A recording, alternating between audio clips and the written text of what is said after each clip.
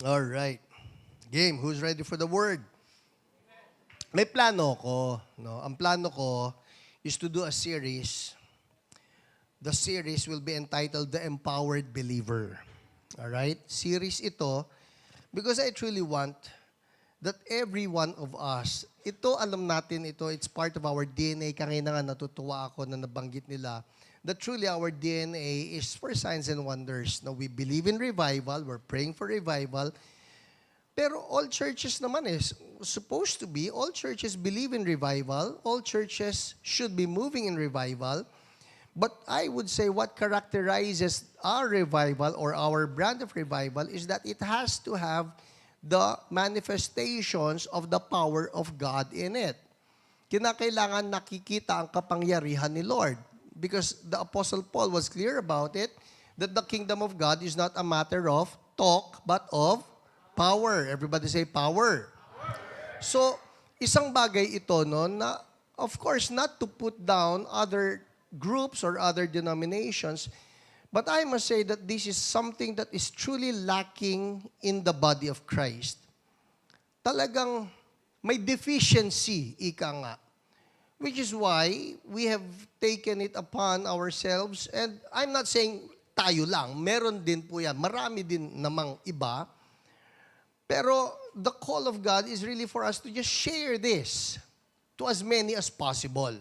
Hindi pa pwedeng tayo lang. Halimbawa lang, let me give you an example. Meron halimbawa na haunted house. Alright? At yung haunted house na ito o haunted office or haunted building, lalapit ang mga Kristiyano sa akin o sa church natin, na Pastor Hiram, pwede pupuntahan ninyo yung bahay namin, puntahan yung office na ito, yung building na ganyan. And then I will ask, Christian ka? Opo. O di ikaw? Ay, kasi po, ganyan-ganyan ka. O di, nilapitan mo na yung pastor mo. Kasi po, nagtawag ka ba intercessors na kasi po. Usually, it has to do with, the answer would be, hindi po kasi ministry ng church namin yan. And it's a sad answer.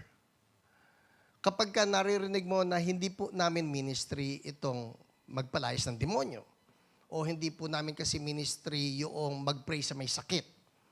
Because Jesus was clear about it that every believer has to move in signs and wonders.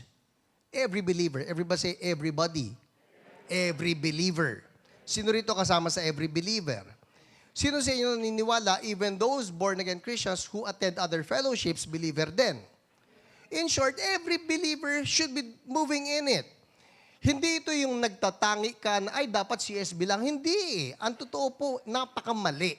Alright?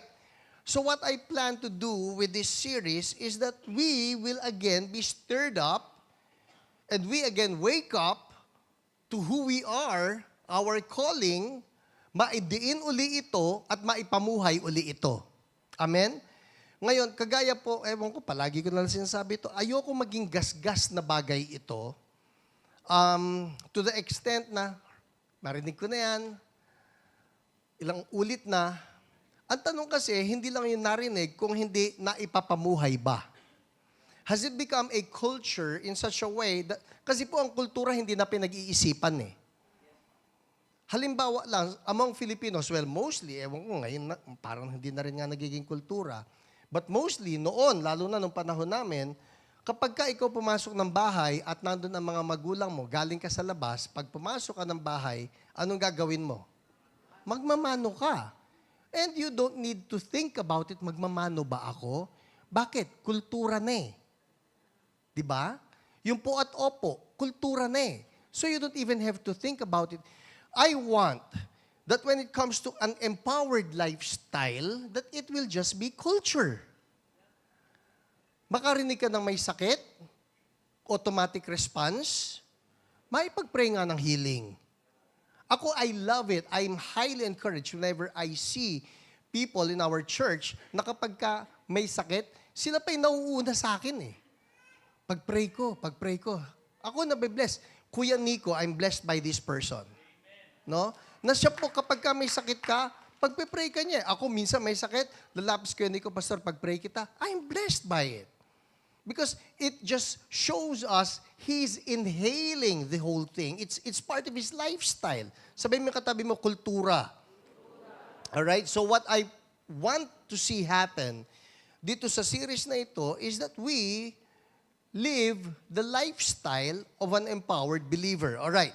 So for this Sunday, ito yung unang-una natin, yung mga darating na linggo, pag-pray ninyo na masustain ko ito, but I truly want to see that we be living the life of an empowered believer. Alright? So with that, let's pray. Holy Spirit, I'm asking right now, empower me, help my brothers and my sisters. Lord, would you speak to me and speak to us in a clear manner. The glory will always be yours. In Jesus' name, amen, amen. Let's talk about foundations. Laging doon tayo dapat magsimula because you have the wrong foundation, hindi ito magtatagal. Foundations for an empowered life. Foundations for an empowered life. Who wants an empowered life? Who wants? Yung talaga you want it, ha? Wala naman siguro ng Kristiyano sabi, gusto ko powerless ako. Ang lungkot noon. But this is a very real thing that's happening right now in the body of Christ. Pagka sinabi ko powerless, Pastor, meron bang ganon? Ito po yan, ha? Please, open your eyes. When church becomes just another place for intellectual practice, then it's powerless. When church becomes just another venue where you talk about doctrines, it's powerless. When there is no more space given for God to be able to move and manifest in the supernatural, it's powerless. Kapag ka pumunta tayo at wala na expectation na meron bang himala na mangyayari, then it's just an intellectual practice. Sayang. Alright? So, foundations for an empowered life. Ano-anong kinakailangan natin na maging pundasyon? Ito kasi pwede maging problema niyan eh. You may just want the empowered life because, well, masarap ang power eh. Why not? Naalala ninyo itong si Simon when he saw that the Holy Spirit was given to the believers upon Peter's laying hands on each one. Sabi ng Simon, "Hoy, I want that power too. Magkano kailangan kong ibayad?" Na-attract siya nung power. But you remember, Peter rebuked him, "May your money perish with you." So we're not here for power's sake na gusto ko lang yung power. You may have the power but not have the right foundations. Pagka po ganun din, sasabog lang tayo. And I have seen people move in power. I have seen people who are truly anointed. There even was a revival. Probably I can mention this. It was known as the Lakeland Revival. And they were saying actually, na ang Lakeland Revival was the next big thing that will touch the whole world.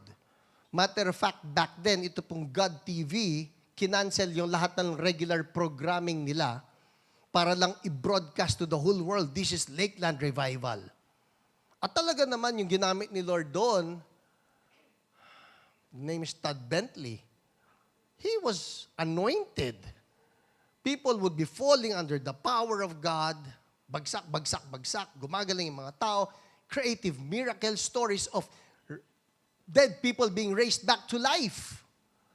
Ganda eh. Talagang humanga ang marami. But unknown to many, the foundations in the ministry, be it of Todd Bentley or of that Lakeland Revival, was deficient. Next thing you know, habang nangyayari pala itong mga himala na ito, ay may immorality din na nangyayari sa loob. Again, everybody say foundations. Pag mali ang pundasyon, pwede nagtatayo ka nga ng gusali, pero yung gusali niyan, eventually bibigay. Alright? So, ito pong empowered life na ito, we're not just going for power, we want that the foundations be right. You've heard of the Leaning Tower of Pisa? Doon po gumagawa ng masarap na, sige, okay na. Pero alam niyo, it's supposed to be a high tower. Ang problema, nung nandun na raw po sa third floor, yung tower, it started to lean. Pumaling. So, sabi, ano nangyayari? Mali ang pundasyon. It has to do with that. We don't want that. We want the right foundations for an empowered life. So, very quickly, ano-ano yung mga foundations na ito? Number 1, intimacy. Alright? Intimacy. Intimacy with God. Alright? Everybody say intimacy. Hindi tayo pa pwedeng basta power lang. Kumusta naman ang relationship mo kay Lord? John 17:3, now this is eternal life. What is eternal life? Ito madalas nating alam eternal life, you will go to heaven.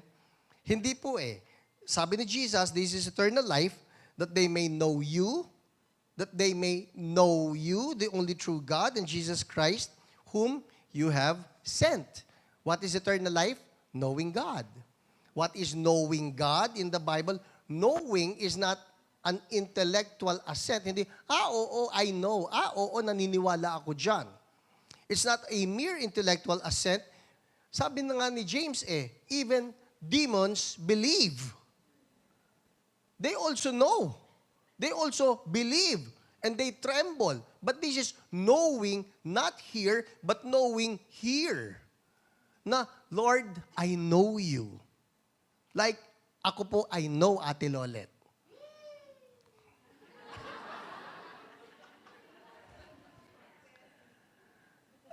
And when I say that, I know what she likes, I know what she dislikes, alam ko kung ano yung makakainis sa kanya, at yun minsan ang ginagawa ko. Pero alam niyo, inis na, kasi pag inalis mo yung pangiinis, parang you lose the spice of life. Hoy, yung mga, dito yung sa mga magnonobyo at magnonobya, yung masyadong seryosong, ewan ko, sorry po parang, yun na yun, parang, ang corny naman, hindi ba pwede mang-asaran?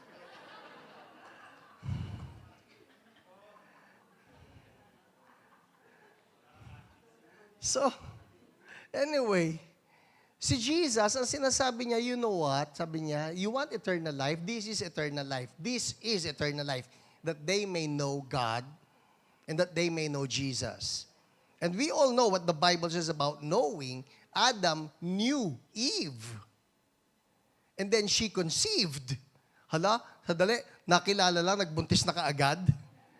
But that is because Christianity is not just a religion. Lagi natin sinasabi to, it's not a religion, it's a relationship. And relationship, for it to grow, you need time with God.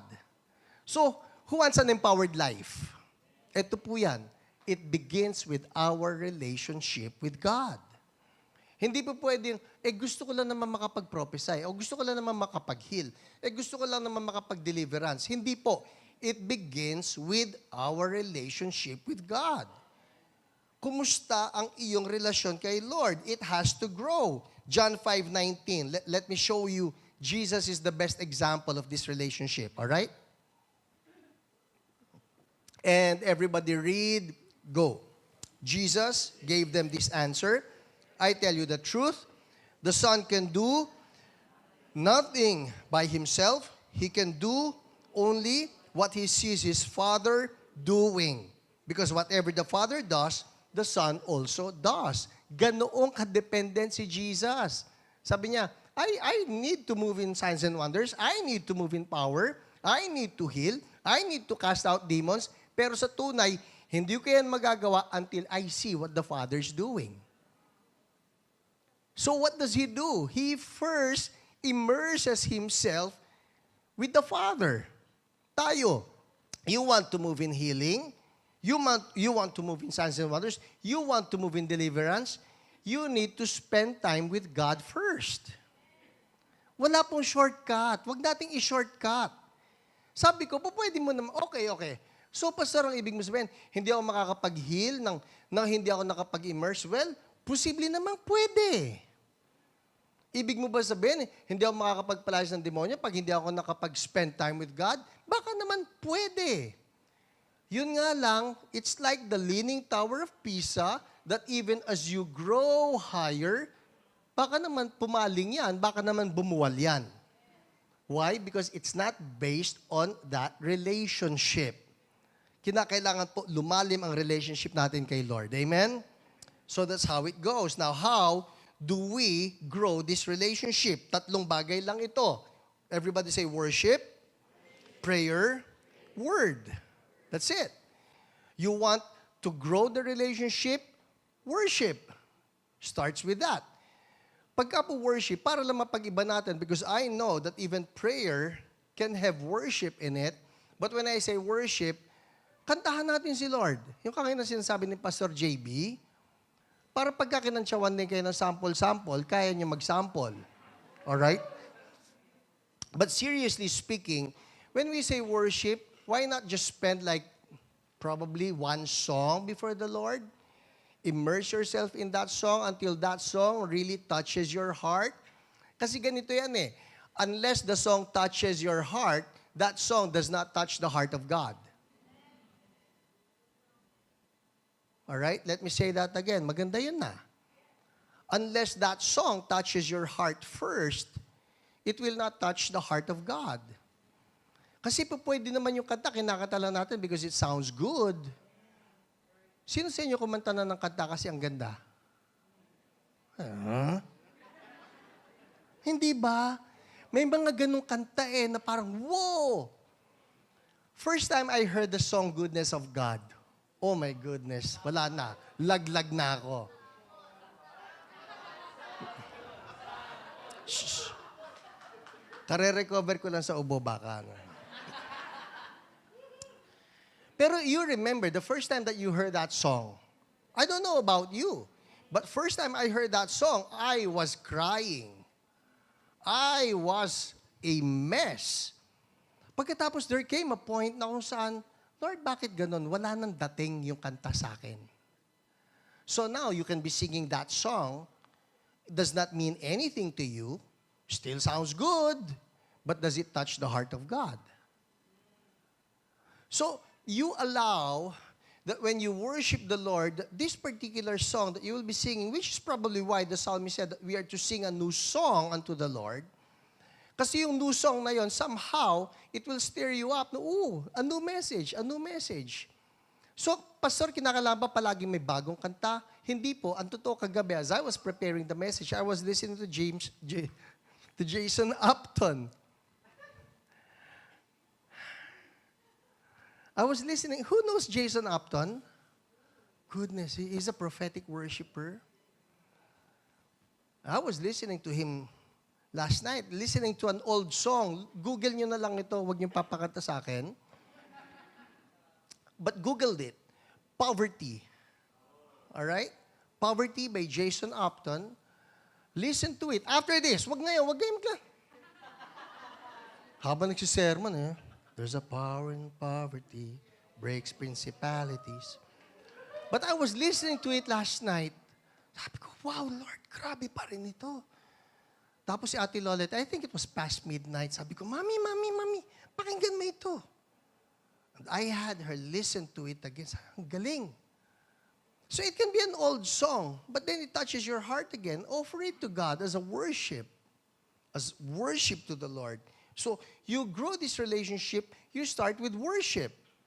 Because Bible says in Psalm 22:3, God is enthroned on the praises of His people. You want that God will always be there, like you feel Him, you know that His reign is over you, He's enthroned in your life, worship. Amen? Ang maganda po kay Lord, ito yan, hindi kinakailangan maganda ang boses nyo. True. You want a verse for that? Sabi naman ng Bible, make a joyful noise unto the Lord. So, yeah. Basta't may joy lang. Alright? Sabi mo yung katabi mo, pwede kang kumanta. So how do you grow this relationship? Everybody say worship. And next, you move on. Like probably you can spend about 10 minutes initially. Kasi naman, on average, yung mga kanta naman na mapapakinggan natin, probably it's about 5 minutes long, 6 minutes long. But then you observe, ito pansinin ninyo, there are songs and there are certain lines in those songs, and those lines, you just know that Holy Spirit would dwell on that particular line. Na Lord, ang tindi naman ng linyang ito. Ako po, this is what I do. Now, you know that the heaviness, when I say heaviness, that's the glory of God. You know that the heaviness of God or the glory of God would put an emphasis on this particular line, you can actually dwell on that line. Hindi mo kinakalam, buuin agad eh. Sadali, Pastor, dapat nasa second stanza na. Hindi eh. Because He stayed right there. So don't move. It's like the cloud stopped right there. And when the pillar of cloud stops right there, you stop. You don't tell God, Lord, hindi, papunta na ako ron eh. No. He's right there. It's the same with the song. Ito po paulit-ulit ko na nagagamit na illustration because it's so true that when Joshua Mills was in the church in Timog, and when we started experiencing yung gold, I won't even call it dust. Kasi naglitawan na naman yung mga video nito. Who has seen the videos? Who has seen the video? Hindi nyo pa nakikita? Oh my. Sabi mo yung katabi mo, kawawa ka naman na. Oh, I hope the video starts circulating again because si Kuya Thames actually messaged me, Pastor, yun ba mga videos nun? Kasi ang dami ko pala ng mga videos nung actual time, and it was on a good angle na nakuha niya. Si Ansi meron din kuha. Nung nakita ko po, it's not even gold dust eh, because when we talk of dust, they're just fine things. But what happened then, ito pong si Joshua, he was there, that guy, he knew how to dress up for the occasion. He was wearing a dark jacket, all right? Black, I think. He was wearing a black jacket. And who knows, gold looks good with black as background. Yun eh. Sabi ni God, uy, sakto, naka-black. Buhusan ko. And then the Lord starts raining down gold all over the place. Well, started from Him. And sakali lang na nag-iisip kayo, you have not seen the phenomenon. It happened so much doon sa ating anniversary sa Cuneta Astrodome. Again, who manifested gold dust nung Cuneta? Anybody here? Taas niyo lang ang kamay niyo, huwag kayo mahihiya. Yeah, you got? Who else? You got? All right. Okay. Ito po eh. When it started raining, sabi ko, I won't call it dust. It's like gold rain. Or a gold storm. Literally. Because I saw a cloud right here over the head of Joshua. It was over his head. Sorry po, for those of you watching online and you're trying to comprehend this whole thing with your rational mind, you cannot. And I've heard people, even from the body of Christ, who have actually raised questions on bakit kailangang may ganyan. Hindi po kailangang may ganyan. Yun nga lang nangyayari.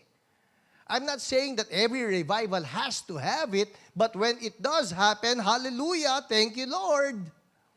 So, nung nangyari po yun, ito ko. Ito ang upuan ko. Ito si Joshua. Alright? Ito po ang Great Divide na naglalayo sa amin. Imagine, Timog. Ito ako, yan si Joshua, nakatayo ang lahat ng tao, and one of our sisters, Isai, was leading worship. Again, everybody say worship. And she was singing this song. So pull me a little closer, take me a little deeper. I wanna know your heart, I wanna know your heart. For your love is so much sweeter than anything I've tasted. I wanna know your heart, I wanna know your heart. Oh, oh, oh, oh, how great your love is for me. Oh, oh, oh, oh, how great is your love. Oh, oh, oh, oh, how great your love is for me. Oh, oh, oh, oh, how great is your love. Alam niyo, hindi kami nakaalis doon. It was just, oh, oh, oh, oh, how great your love is for me. Oh, oh, oh, oh, how great is your love. And then, right at that time, gold starts to rain down. Sabi ni Joshua sa anak niya, si Lincoln, call pastor. So Lincoln, little boy back then, tumawid. Lapit oh. Dad's calling you. Sabi ko, Dad's calling you. Yung dad mo eh. Hindi ko sinabi yan. Siyempre, ako naman, yeah, okay. Sabi ko, yes. Ito lang po ako Again, so that you can imagine. This is Joshua. This is me. Lincoln comes up to me. Dad's calling you. Isang hakbang. Sabi ko, yes, Pastor, it's here. And then he points over his head. I looked up over the head. And I kid you not, I still have it etched indelibly in my memory. There was a cloud. Literal po ito. I know I've heard people use the word literally. But this is literally. It's an abused word, as in. But this, please, literally. He says, Pastor, it's here. I looked up over his head, and there was a literal cloud over his head. And that literal cloud, about this big, was raining down heavy gold over him. Pagkakita ko po nun, umiyak ako. I started crying. I said, God, you are just so amazing and so glorious. But what brought His presence there? Ito po pala ang isang bagay. But hindi siya umalis na lang. Pastor, it's here. No, He would not move because the cloud was there. That's the point of it. Hindi siya aalis. Bakit? Kasi hindi umaalis yung cloud eh. So where the cloud was, He stayed. And I pray, you want the right foundation for an empowered life. Make sure, number one, that the cloud is there. And once you sense that the cloud is there, don't attempt to move on your own. You need to move with Him. And the way to attract the cloud is to worship. I pray that we will be able to capture this kasi po, ang mangyayari lang sa atin bilang isang church, ay, gusto ko yung CSB kasi may healing dyan eh. Gusto ko yung CSB kasi may deliverance dyan. Gusto ko yung CSB kasi nagmumove yun sa signs and wonders. People, there will come a time when we will be running on fumes na lang. if we will not have this relationship with God going deeper in intimacy. Amen? So everybody say worship. And then prayer. Now prayer, of course. Spend another 10 minutes probably following Our Father in Heaven. Our Father in Heaven. Ako po, I still use that up to now. Our Father in Heaven, hallowed be your name. So I started, Father, I'm thankful that you're my Father. Thank you that you are Yahweh. Thank you that you are Yahweh Shammah. You're always with me. Thank you, Yahweh Shalom. That you're my peace. Thank you, you're Yahweh Yireh. You're my provider. You're Yahweh Nisi. You're my banner. Thank you, Lord. You're Yahweh Chidkenu. You're my righteousness. Thank you, Lord. You're Yahweh Rapha. You're my healer. You just move along that prayer. Hallowed be your name. Doon pa lang, makakasampung minuto ka na. Sobra-sobra pa eh. So when we say, Pastor, in prayer life ko, mga 1 minute, 2 minutes, talaga yun na yan. Hirap po akong umusad eh.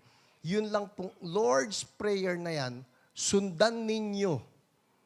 By the time that yours is the kingdom, the power, and the glory forever, by that time, you say that, lumagpas na kayo ng 10 minuto. Amen? So worship, prayer, and then the Word. How do you grow the relationship? Again, everybody say worship, prayer, and then the Word. We need to be a people that loves the Word. Sino sa inyo ang, ayoko nang magpataas ng kamay, ayoko malungkot. I was going to ask sino sa inyong nanonood ng Hiyo.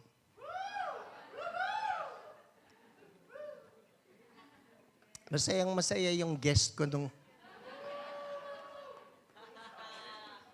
Wow, co-star na ngayon! Guest.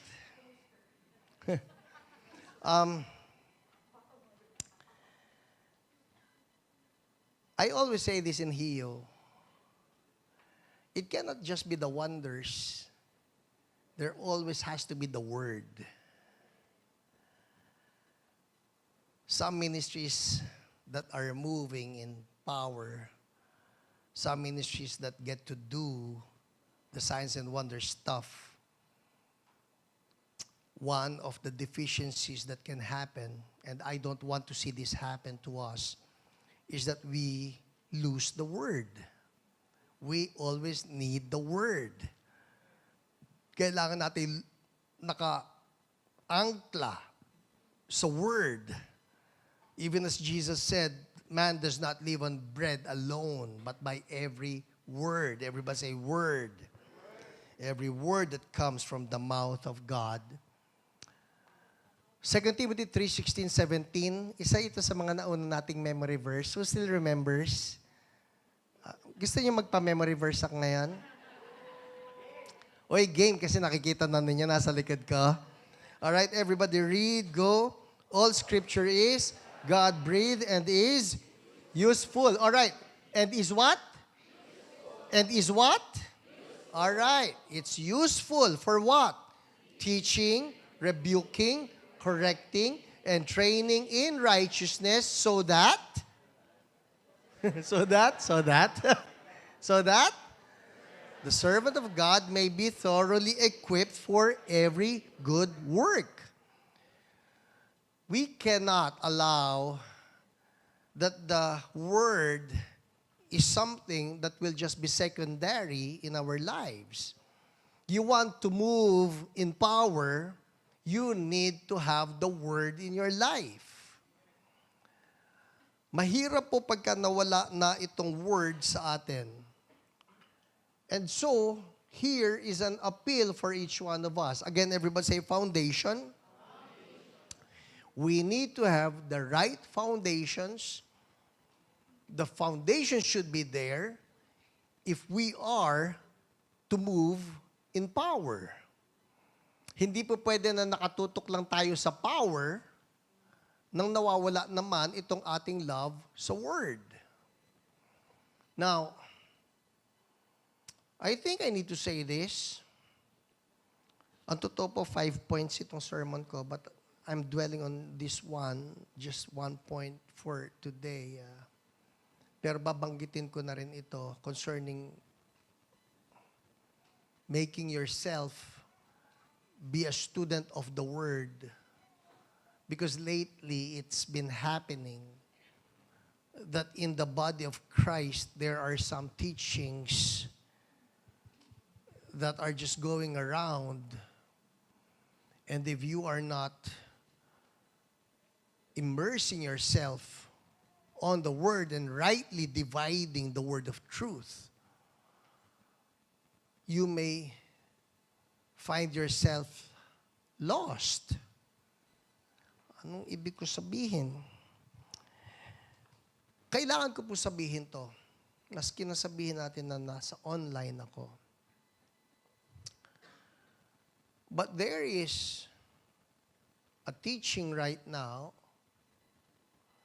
that's going around that the Yahweh, God of the Old Testament, is not the God of Jesus. Sandali. Ano yung Yahweh? Ito na lang po yan. In the modern versions, you will not really read the word Yahweh always. But in the modern versions, like we're talking of the NIV, the ESV, the NLT, the CSB. Uy, Pastor, may CSB Bible? Meron po. It's true. Christian Standard Bible. In the modern versions, Yahweh has been rendered as the Lord. And when I say the Lord, it's spelled all caps L-O-R-D. Alright? Everybody say all caps. Kailangan ba sabihin? Opo, kasi pansinin niyo ito, probably you're not observing this enough, but in the Old Testament, makakakita kayo ng capital L and then lowercase O-R-D. The Lord. And then, there's all caps. Capital L, capital O, capital R, capital D. Magkaiba po yun. If you will attend our Bible school, you will understand this. But the all caps L-O-R-D, that's actually the Yahweh. Okay? Pagka yun nabasa ninyo sa Bible, kunyari, the Lord, gracious and compassionate, slow to anger, and abounding in love.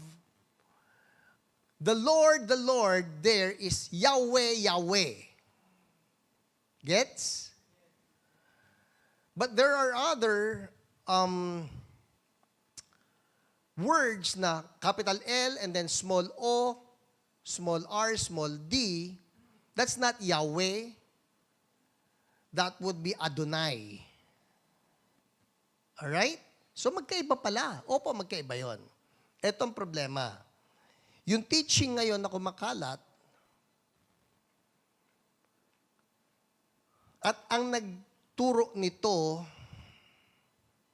I need to name him because probably you're hearing him, you're reading one of his books, is Ed Lapis. Alright? He's saying that this Yahweh in the Old Testament is a wicked God, and he is no different from Satan. And that Yahweh is not the Father, not God the Father, not the Father of Jesus. So magkaiba pala. Opo, sinasabi niya ngayon that the Father of Jesus is God Most High or El Elyon. Now, I'm not going to justify his position, but I'm just citing this as an example. Number one, to warn you, wag kayong sumunod, wag kayong tumalima, maniwala doon sa turong ito ngayon. Alright? What I'm sharing with you is not chismis. I hate chismis. But you can Google it for yourself if you want But I'm not even encouraging you to Google it. My point is, if you are growing in your relationship with the Lord, then you yourself should be founded. Kaya napaka-importante na nag-aaral tayo ng Biblia eh. Mamaya meron lang lalapit sa inyo, yung kwento sa akin ni Pastor Finney, may lumapit sa kanila. Pagkatapos, si Sharon sila, si God the Father, tsaka si God the Son, tsaka si God the Mother. Paano? Ba't may God the Mother? Para magkaroon ng God the Son. Tapos ikaw naman, oo nga naman. So it's crazy. So everybody say foundations. Ang totoo, I'm getting ahead of myself, but meron pa tayong time, you want? I'll give you, siguro one more, all right? The second foundation for an empowered life is identity in Christ. You want an empowered life, you need to establish who you are in Christ. Kasi you may try to move in healing, you may try to move in deliverance, kasi probably you just want to make a name for yourself. Or probably because you have insecurities and you're thinking, siguro ako pagka nag-move na sa healing, sisikat ako, makikilala ako.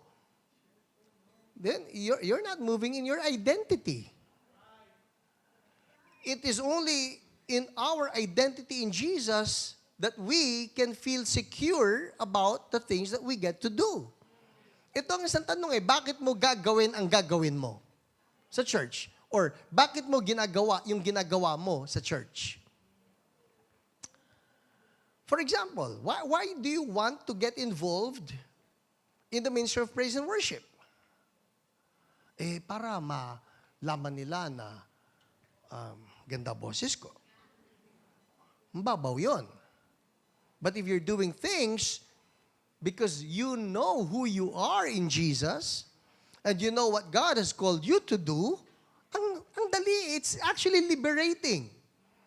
Na wala akong kinakailangang patunayan eh. I can just be there, sitting on the corner, nobody recognizing me, and I'm good. You may have a ministry na pang ayos-ayos ng mga silya. Ako po, blessed na blessed ako doon sa ating ingress, egress people. Pwede ba palakpakan natin sila?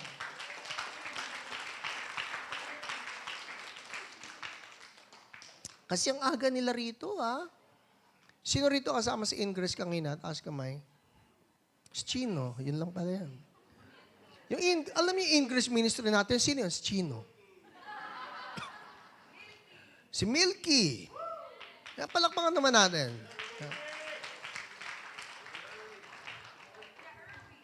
Kuya Erwin. Si Isa. Galing Pero totoo naman po yun. I don't know, but have you ever thought about this? Every Sunday we get to enjoy this place. But the preparations that come with it, you don't see. Andito na po sila bago mag-alas 7, nag-ahakutan na yan, nag-aayusan na yan, nandun sa Back to the Bible. Nagkukuha pa rin tayo ng gamit from Back to the Bible. Did you know? Every Sunday, come and go, come and go. Pagkatapos ito, mamaya magkakaligpitan na uli tayo, nasa kanya-kanya na ng mga kainan, but people are still preparing things. Why would they even want to do that?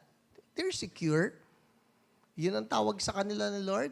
They know who they are in Jesus. Everybody say identity. All right?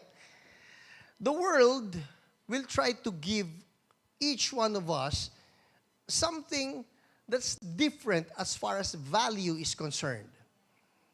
Na, ito yan para ikaw maging in, ito yan para ikaw maging sikat, o ito yan para ikaw maging powerful.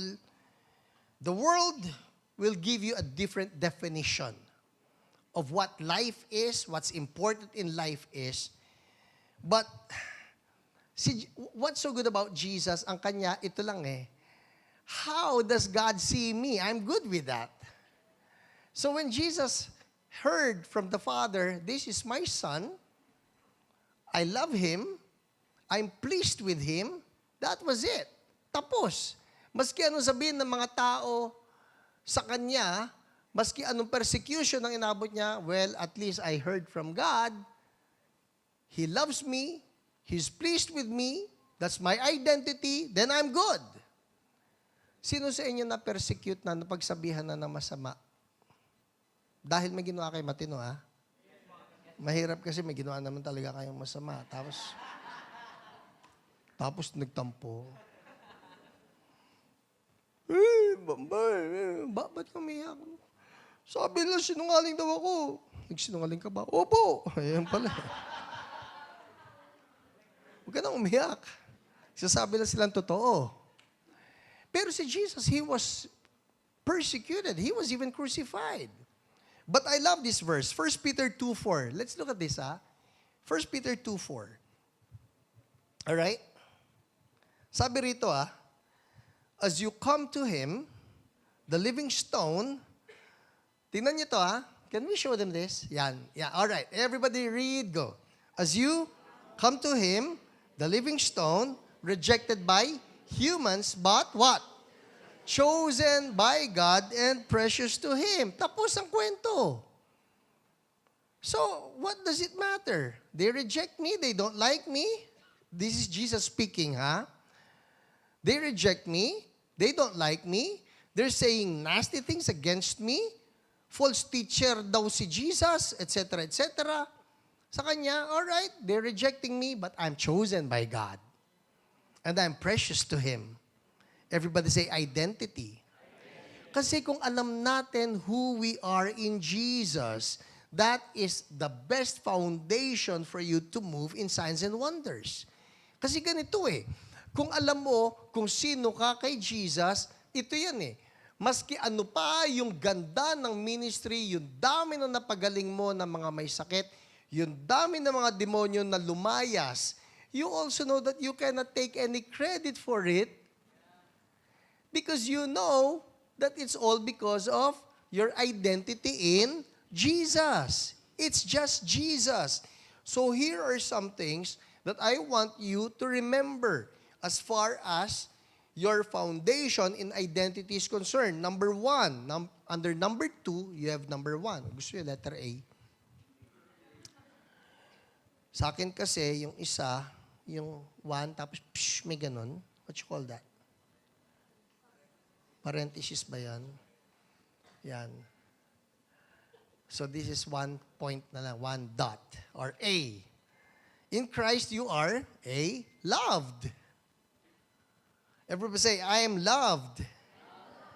Since inyo naniniwala, love kayo ni God, that's a very good foundation.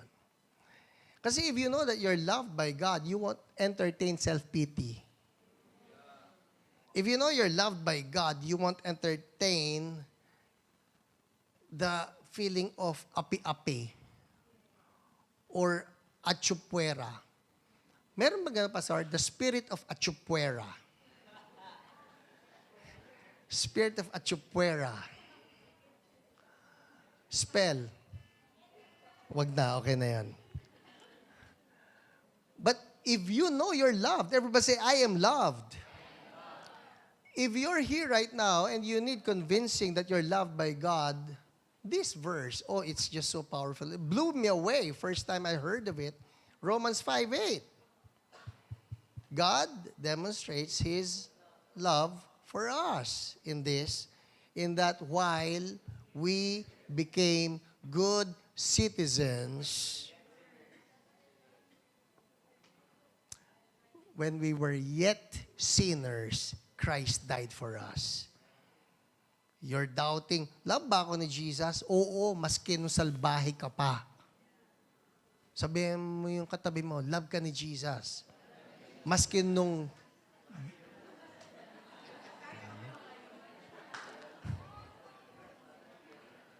alright? While you're still doing nasty things, God already loved you. Ngayon pa, mas mabait ka na.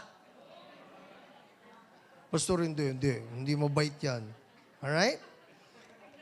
Oh, here's another good verse. Everybody say, I am loved. Alright, Romans 8:38-39. Everybody read, go. For I am convinced that neither death nor life, neither angels nor demons, neither the present nor the future, nor any powers, neither height nor depth, nor what? Anything else in all creation will be able to separate us from the love of God that is in Christ Jesus our Lord. Nothing. Nothing. Woo! Maski na, sino sa inyo nagkaroon na ng suplado day? Oh, suplado hour ka. Suplado hour. Suplado hour. Yeah. Di ba may ganun tayo? Parang, ang pangit ng araw ko. Ba't ang sama ko ngayon? Nangyari na sa inyo yun? Although ako, hirap ako makirelate sa inyo. Right? Pero,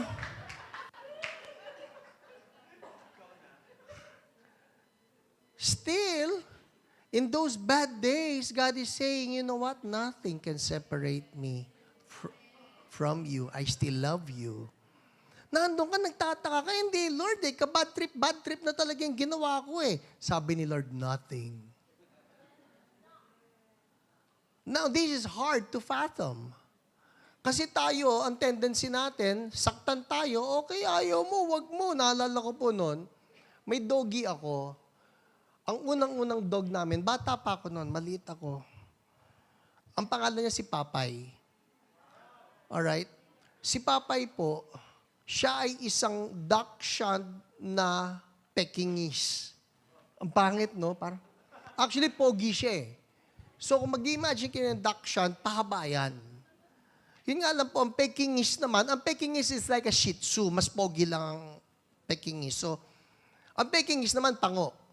So, Dachshund, pahaba, mahaba ang uso. Eh dahil si Papay, may lahing Pekingese, mukha siyang Dachshund na macho, tapos yung uso niya nabawasan ng konti dahil sa pagka-Pekingese, pero hindi lang niya pang Dachshund. So, anong nangyari kay Papay, ganyan siya, oh. Ganon. Pero ang pogi ni Papay. Alright? Isang gabi, si Papay, of course, I love dogs. By now, you should know that. No? I think I was 8 years old. Nakatakas po si Papay sa gate namin. Inaway siya nung aso ng kapitbahay namin, ang pangalan si Snoopy. Kita niyo, tanda ko lahat yung... Okay. Si Snoopy po, mas malaking aso. Alright? Mas malaking aso. At binubugbog niya, ginugulpi niya si Papay. So, in the middle of the fight, talagang, parang pusa yung away. Ganyan. Away sila. Kinarga ko po si Papay. Siyempre, he's my dog. Dihado. Kung si Papay yun ang bubugbog, okay lang ako. Sige, Papay. Hirap ko nanonood yung kapitbahay namin. 8 years old ako noon ba? Anyway. Bugbog si Papay eh. So, kinuha ko si Papay. Habang nagbubugbogan sila, no? Pagkuha kong ganyan, ito yun. Kinagat ako ni Snoopy. Parang ibaba mo yan. Sabi ko, aray, nasaktan ako. Tapos, ito yun eh. Kinagat ako ni Papay.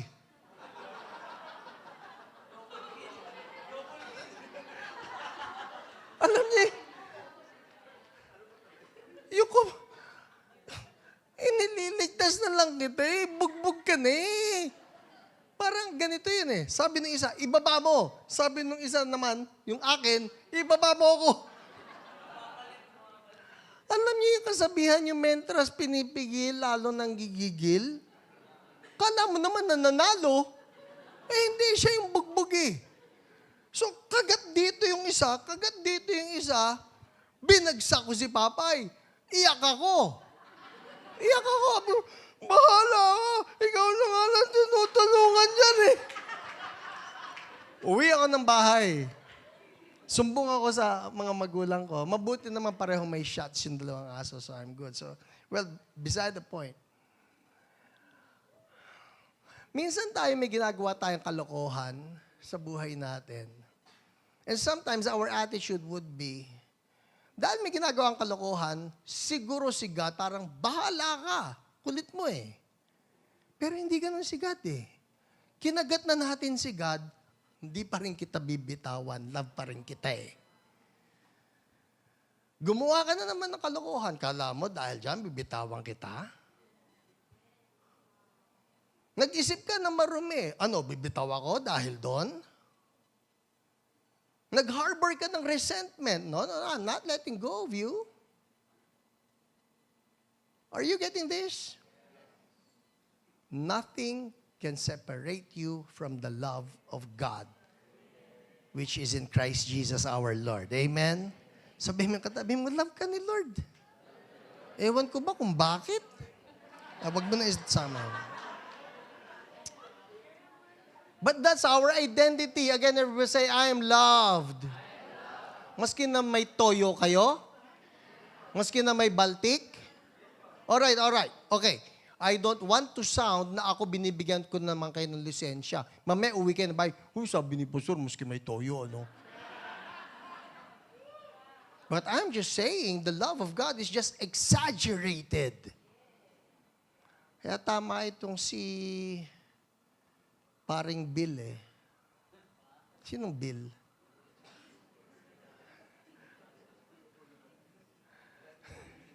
Bill Johnson po. Pag nasa pulpito ko, Bill Johnson, siyempre. Sabi ni Bill Johnson, you have God's permission to exaggerate His love. You cannot really exaggerate His love enough to understand it. But hanggang ngayon, love ako ni God. Naisip mo na ba yun? Sino sa inyo, the past week may ginawang hindi masyado maganda? Ay, Pastor, sobrang bait ko eh. Kagaya ninyo ko eh. Yeah. Everybody say, I'm loved. Pangalawa, who you are in Jesus, favored. Favored. Oh, I love this one. Ephesians 1:6. Let's look at this. Everybody. Everybody read, go. To the praise of His glorious grace, which He has freely given us in the one He loves. Ito yun daw grace ni God, He has freely given us in Jesus, in the one He loves. That's Jesus. So God has freely given us His glorious grace. Pastor, nasan dyan yung favored na salita? I looked it up. Ang totoo po niyan, in King James, this is, we are accepted in the beloved. Alright? Pero yung word na accepted dito sa NIV, ang nangyari na lang, is that it's freely given. Accepted, freely given. I looked it up. The Greek word is karitoo. Everybody say karitoo. Talaga po may O doon. Alright? It's karitoo. What does it mean? In verb, it means to give graciously, to show acts of kindness by freely giving. As a noun, karitoo means one highly favored. We're not just favored, we're highly favored. So, if you're here and you're thinking, ako ayaw sa akin ni God. No, you're favored. You're favored. Sabi ng marami, God plays no favorites. God shows no favoritism. Is that biblical? Opo, that's biblical. Bible says God shows no favoritism. So, for me to say then that God plays no favorites, God shows no favoritism because everybody is His favorite. Sabihin mo yung katabi mo, favorite ka ni Lord. Meron di. Ako, favorite paluin. Minsan po yung mga favorite na paluin na yan, kasi love na love kayo ni Lord, ayaw niyang mahinto kayo sa ganyang katigasan lang ng inyong. Pero totoo, may magandang plano sa inyo si Lord. Sino rito napalo na nung bata? Sino sa inyo tingin nyo kulang kayo sa palo? Oo. Oo. Alright. But even that palo,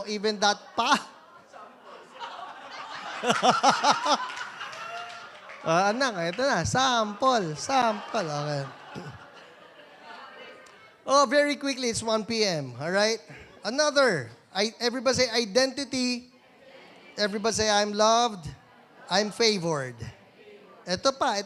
Pangatlo na lang. Burahin natin number 3. Yung number 4. Let's jump to number 4. Make it empowered. Oh, I like that. Empowered. Ephesians 1:19 and 20. Ephesians 1:19 and 20. Everybody read. Go. And He's incomparably great. Pagka binasa yung incomparably, wag niyo incomparably. Incomparably great power for us who believe. Sino rito? Believer? Believer? Sino rito? Believer who wants to move in power? Alright? Ito yun eh. Sabi rito, His incomparably great power for us who believe. So it's not just great power. Ganito. It's not just power. It's great power. It's not just great power. It's incomparably great power. Ang tindi naman nun. For whom? For those who believe. Oh, Lord, open our eyes right there. Right within us. We're not aware of it. Sometimes, naglagay si Lord ng matindi na power. What kind of power? Great power. What kind of great power? Incomparably great power. For us who believe. How great is the power? That power is the same as the mighty strength He exerted when He raised Christ from the dead and seated Him at His right hand in the heavenly realms. And God is telling each one of us, everybody say, each one. Sino rito kasama sa each one? Pastor, ako eh. No. Each one. People, let this sink in, ha? Each one of us, God has given to each one of us the incomparably great power which God used in raising Christ from the dead. Nasaan daw yun? Nasa atin ngayon. You want to move in power, you need to know who you are. That's our identity. Everybody say, identity. Dapat lagi ito, no? Ito, just these verses, the three things that I gave you, all right? Loved, favored, empowered. Ang totoo, hindi lang tatlo yan eh. You can have like 20 of them, 50 of them. You can Google it, who you are in Jesus. But just for this message, these three, just meditate on them. Let it sink in. That's who you are in Jesus. Next time that there is a need for you to move in healing, a need for you to cast out a demon, hindi ka na kinakailangan tumakbo kay pastor eh. May nanggugulo po kasing demonyo na, sigurado ka ba demonyo? Kunyari lang, demonyo. You don't need to look for some others na, sino bang may kaya nito? Because your identity says, God has given you, sabi mo katabi mo, you, that incomparably great power for us who believe. Imagine ninyo ito. I'll close with this story. Ito, love na love ko yung storyang ito. I read it from a book by Cindy Jacobs. Who knows Cindy Jacobs? Recently, umiikot na naman ang pangalan ni Cindy Jacobs because she released a prophecy for us, the Philippines. She's a prophet. At ito si Cindy Jacobs, when the Iron Curtain just fell, kung alam niyo yung panahon ng Cold War, and Russia, or the Soviet Union, the former Soviet Union, just decided na, sige, i-dissolve na namin ng Soviet Union, so Russia started opening up. And Cindy Jacobs went to Russia, agad-agad nagkaroon ng opening kasi ng gospel ang Russia.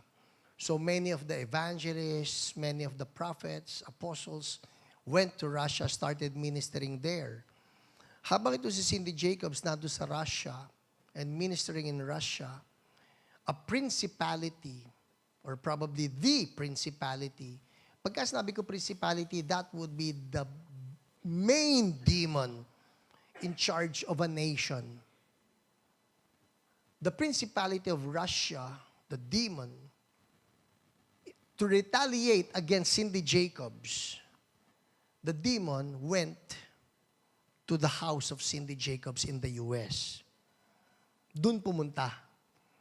Because the demon could not hurt Cindy, the demon intended to hurt the family of Cindy. Kaya importante pinagpe-pray po natin dito yung pamilya natin eh. Alright? Sino rito pinagpe-pray ninyo ang pamilya niyo? Sino rito pinagpe-pray ang pastor ninyo? Na ano mangyari? Okay.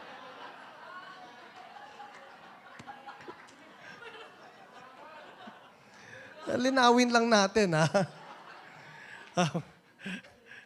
So, anyway, sino rito pinagpe-pray yung pamilya ng pastor?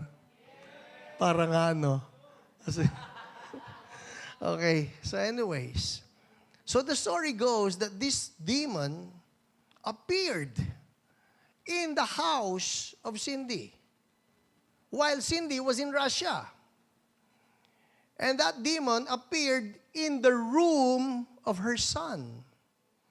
Now, I forgot the exact age, but I think the boy was about 6 years old, probably 6 years old. So, cut the long story short, umuwi po si Cindy Jacobs from Russia, balik ng Amerika, balik sa bahay, at noon nagkwento yung bata. Mom, while you were in Russia, a demon appeared in my room. Sabi ng bata, really? Sabi niya, what did you do? Did you run to daddy? Mom, it was just a demon. Sabi ko, wow! Kung ako kaya yun, wag na lang ako. Kung kayo kaya yun,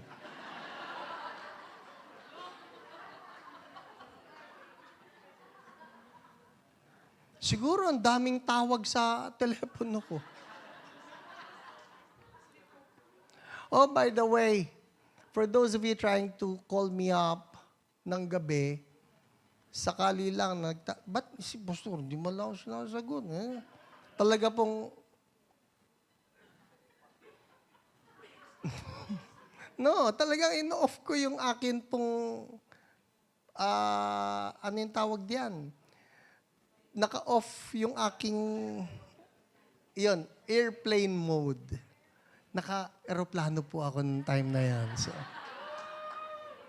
sabi mo yung katabi mo, kaya mo yun. Remember your identity in Jesus. Amen? Hallelujah. Who learned something today?